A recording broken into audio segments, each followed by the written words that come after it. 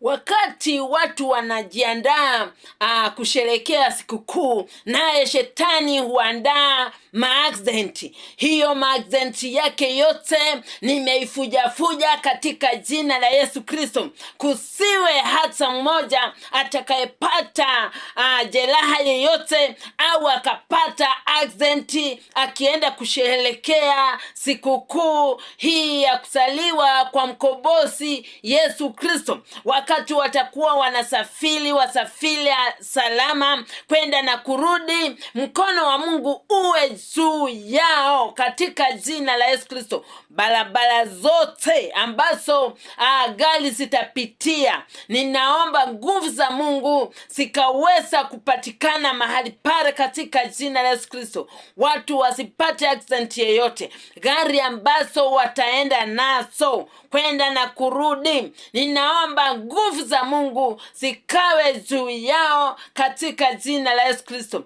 Aksidenti zote shetani ameiandaa nimeskemea katika jina la Yesu Kristo. Kusiwe hata mmoja atakayepata aksidenti jiani katika jina la Yesu Kristo. Watu watakaposafiri kwenye watakapoenda, ninawaombea amani ya Yesu iwe juu yao katika jina la Yesu Kristo. Na watakapoenda katika sikukuu, naomba wakaweza kuisherekea vizuri, washerekee pamoja na watu wao, na amani iwe mahali popote watakapoenda katika jina la Yesu Kristo. Kwenda na kurudi, Mungu akuwe pamoja na wao katika jina la Yesu Kristo. Mwezi huu shetani huandaa maovu ya aina mingi, lakini hiyo maovu yake yote imeshindwa katika jina la Yesu Kristo.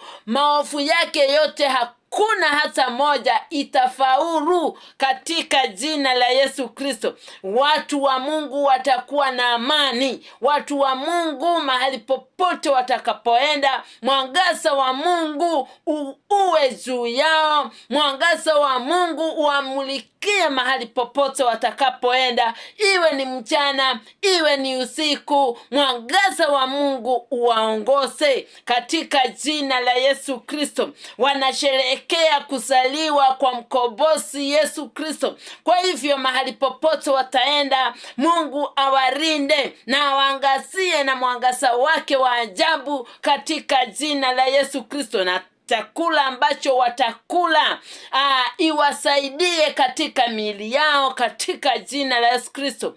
Mahali